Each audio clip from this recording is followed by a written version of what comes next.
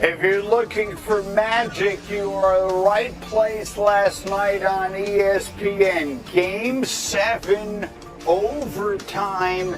I challenge anyone to breathe while it's going on. What an unbelievable night it was in sports. One of the great basketball games that you will ever see. Incredible drama in the NHL. Kevin Weeks is here to break that down with us, and we'll do that in just a few minutes. But we begin with what was, I think, the game of the year, and even that maybe selling it short.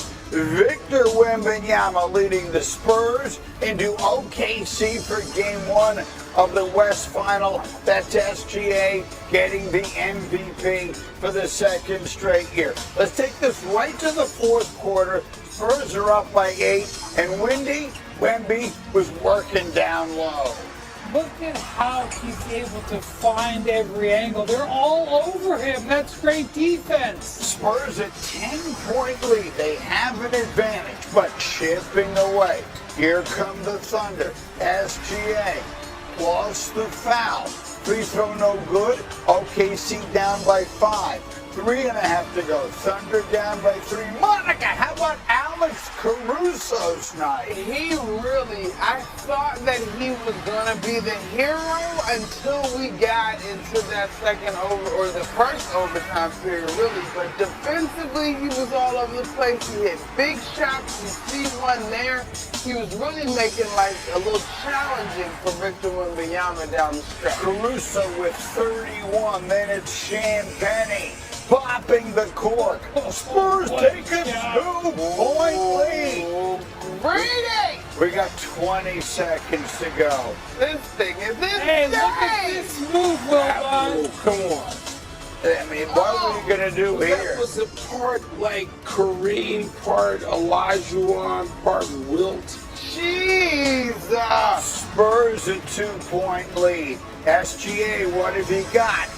Gets him step and gets to the hole. That's the fun castle he beat there. Great defense. So now where are we going? Wemby with a chance to win it at the end of regulation. There's only one man on the floor who could get up that high. He didn't have many moments. Chad. He had that one. He needed that one. They needed it from him. And put it in your memory bank, because you know those two don't like each other. Wembanyama will get his chance for revenge. We go to the overtime. Thunder down by 4. Caruso. We talked about what a great night he had. Thunder within 1. 8 threes. Next Spurs possession.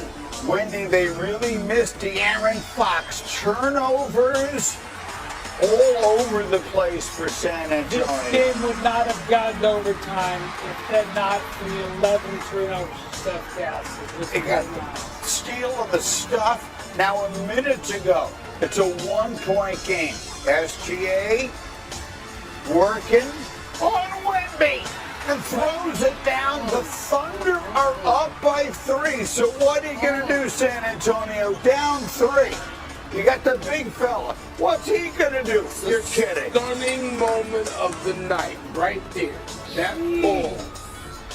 It strangely made sense because it's a 2-for-1. It's actually a smart play.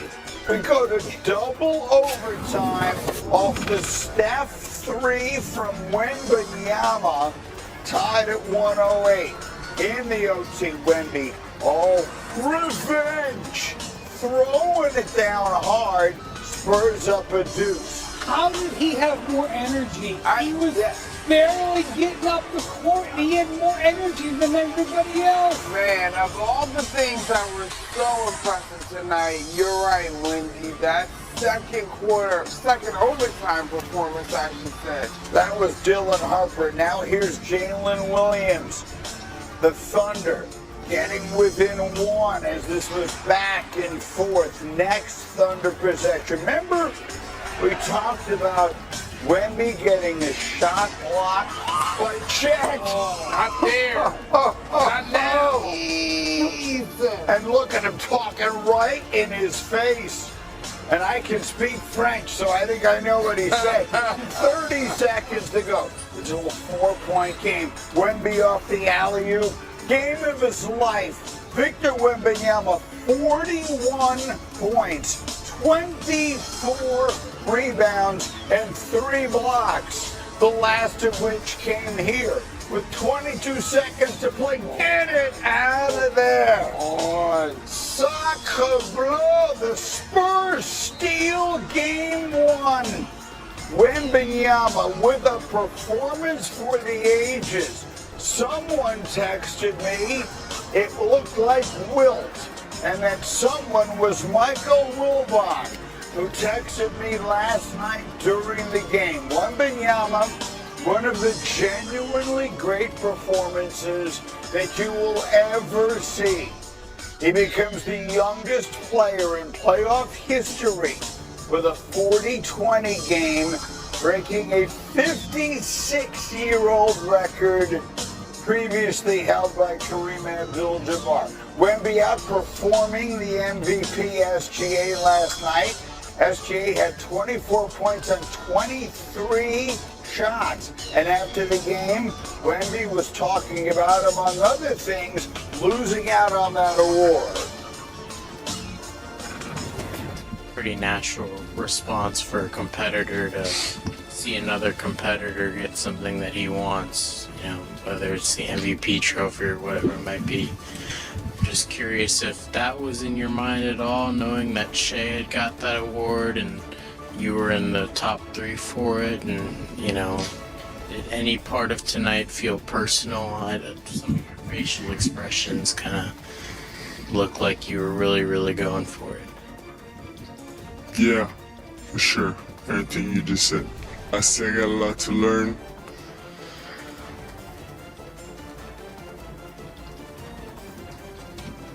And I want to get that trophy, you know, many times in my career. But he may have to settle for a different trophy, one named for Mr. O'Brien this year. They're 7 wins away from getting it. Michael Wilbon, I'll start with you. You sent me a flurry of texts. I got up and watched the game on tape this morning, but I already knew that it was going to be something special because of all the texts you sent me. What's the first words out of our mouths about Wembanyama this morning? It was historic, the performance. It was the human drama of athletic competition. 41 and 24 are all the numbers I need. I don't need numbers. When those players on his own team were staring at him in awe late in the game, that clip where he's looking at them and they're all looking back at him. Do you know how many people get that in the history of basketball? It's a real small number, and there's some great players who never got that. But with Wembanyama, there's certainly, you know, I started paying attention in the off season when Brian Windhorst started writing about Wemby and what he was doing. Our Kendrick Perkins had the great line in Live Time last night on SportsCenter. Yeah. When he said, I'm watching the game with my wife and kids, and at the end of it, I'm watching Wembanyama, and I say to my wife, it's the monks. We gotta send our kids to the monks. It's such a great characterization because it looks like something otherworldly that possesses him now. What I'm talking about is one of the great games of all time. But the performance, I'm looking at it, and when I'm texting you, it reminds me of things I'd seen in my life. Sitting at ringside watching a young Mike Tyson. Sitting, you know, standing and watching behind the ropes and watching a young Tiger Woods. It reminds me of that, where everyone is in awe of everything he's doing including the opposition, they don't want to tell you that. And it's happened, with Bird and Magic and Jordan and Kobe and Shaq and the great players, LeBron, of course. It's happened, but this dude is 22 and he's doing this. Yeah. And there's a certain, you tell me if I'm wrong, because you know him so much better. There's a certain pettiness that has to go into it, which I love, which he dislikes. The great players have an active dislike for other teams and other people. And earlier in their lives, before they became best friends, Bird and Magic had it for each other. Oh, yeah. And they would have it across 3,000 miles. They'd look at a box score and say to you, if you're in the locker room, what did Bird do last night? Because they hated each other. They loved each other. But Wemby, is that too much? No, he stays petty all the time. Love it. In the moment, Love he's it. petty. I have a rule where I never ever overreact to game one, no matter what happens.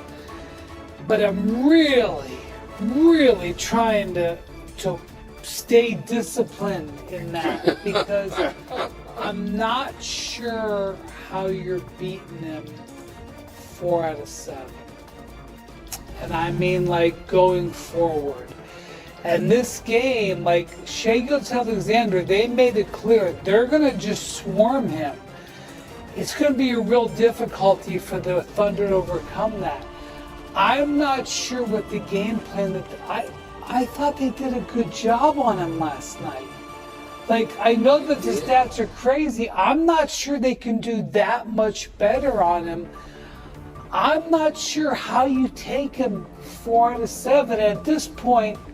4 out of 6. That's I right. just don't know. A little bit of luck, or a lot of bit of luck has to be involved. I think for me, I come away from that game literally double overtime. I'm like, I gotta go to bed, we gotta wake up in the morning. I'm exhausted. I can only imagine what those players feel. And so, do you wonder about the body blows that both teams are having to absorb? It's not just a Wemby thing, but there are so many times in that course of that game where he hits the ground or you see the extra bodies. There was one play in particular in the third quarter where he's like ping-ponging off of Thunder defenders, but ultimately ends up at the free throw line.